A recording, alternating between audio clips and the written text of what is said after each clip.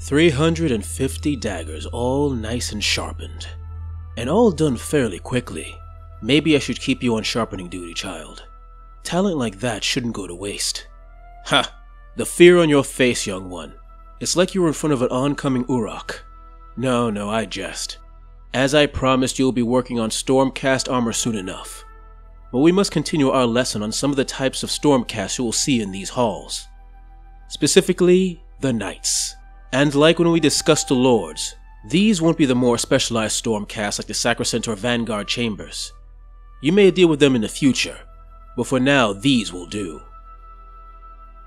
Like the Lords, Knights are individuals given a duty by Sigmar necessary for the continued war against those who will destroy order in the realms. Unlike Lords, however, Knights aren't leaders. They are given a singular specialized task that, although limited, can turn the tide for any battle. It is often that preceding the sounds of the marching feet and clanking armor of the Stormcast Eternals, you will hear the horn blast of the Knight Heraldor, a Stormcast holding a Sigmarite broadsword in one hand and a horn embezzled with the pendants of Sigmar in the other.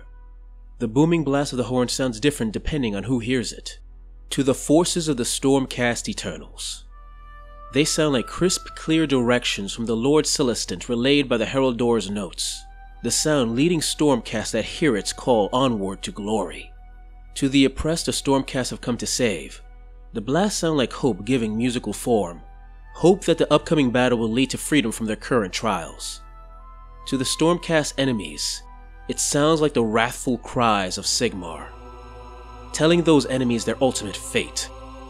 If needed, the Knights Heraldors can slip a bit of the power of Azir into those horn blasts, shaking the ground beneath their enemies to muddy their senses.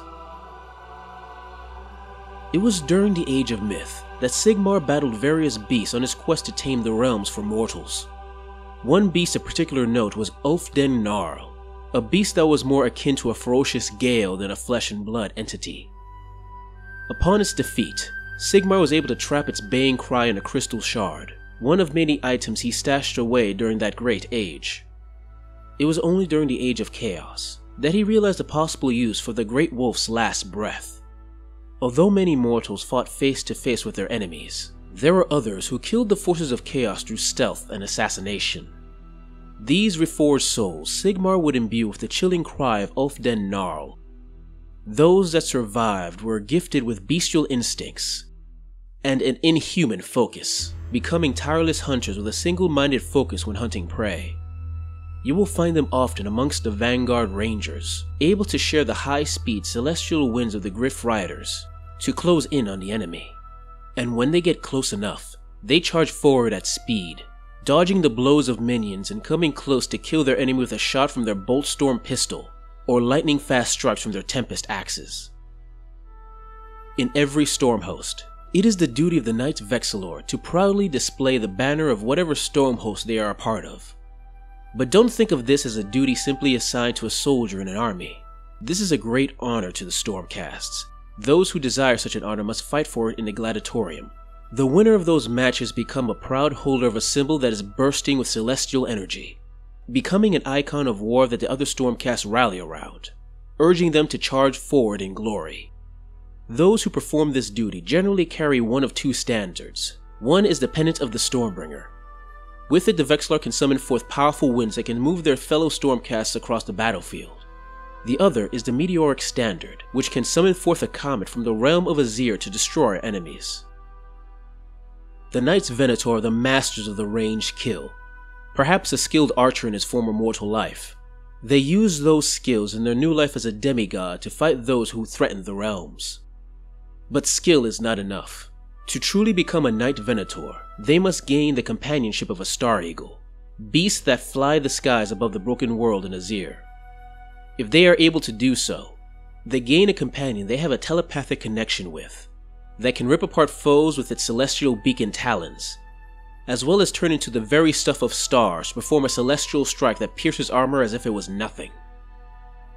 In battle, they wield the Realm Hunter Bow, a powerful weapon that can shoot arrows crafted by the Six Smiths themselves. As such, they always return to the Venator's quiver after they have struck an enemy.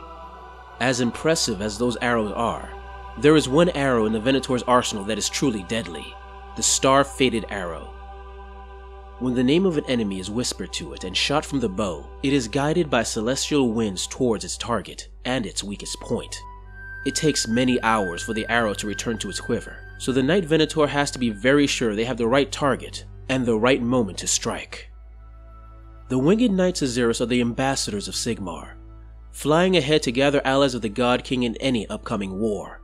But they also act as scouts, sending messages to allies and observing the formation of enemy forces. Although they are skilled with a Starblade, their most powerful tool is their celestial beacon, an object containing a portion of the very light of Azir, a light that is said to allow Sigmar himself to see through it. The light is capable of illuminating the deepest darkness, allowing our armies increased accuracy in battle, but also burning our foes, especially Chaos, its purity turning demons and those that serve them into scorched earth.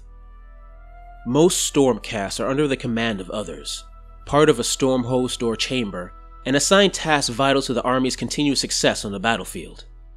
The Knights Questers are one of two exceptions, for they are assigned a special task from Sigmar himself that must be completed at any cost. The quest varies. It could be something as direct as the death of a particular enemy, to something as esoteric as giving a message to a Swift-Hawk agent while the moon is full and a bird caws at midnight.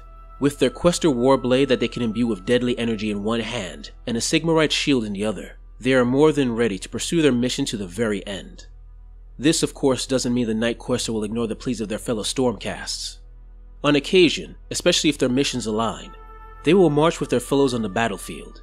When doing so, they are known to issue a challenge at the strongest enemy warriors, daring the warrior to challenge them in single combat.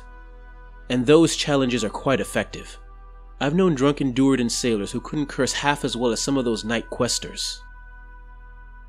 As I said before, the Knight Quester is one of two exceptions in the command structure of a Stormcast army. The other is the Errant Quester. Unlike the Knight Quester, the Errant Quester does not get their missions from the God King, but from some other force.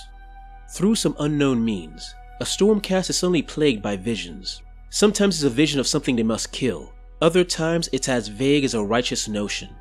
Either way, they are obsessed with thoughts of vengeance. These vision-plagued Stormcasts enter a fugue state, and are left in a cell alone for their own safety as well as the safety of those around them. Over time, some simply break from these visions and return to their fellow warriors fighting some form of peace. Others return to their senses, burning with an urge for violence against whatever evil they must take down. These particular Stormcasts, when they awaken, suddenly find themselves with a Storm Gladius at their hip, and a rune-etched Great Blade lying before them. Where these weapons come from, no one knows, for those tasked with observing the outside of those cells see no one enter or leave them. The only one who probably truly knows is Sigmar, but he is not telling. When the newly titled Errant Questers leave their cells, they are given permission by Sigmar to perform whatever mission their visions have imposed on them. They become beings of implacable determination, sworn to complete whatever task this mysterious force imposes on them with a ruthless purpose. Well, child, those are the knights you will probably see in these halls. But our lessons are not done. Lords and knights are impressive, true, but those that hold the line are just as important. A topic we will discuss tomorrow. For now, guess who has more weapons to sharpen?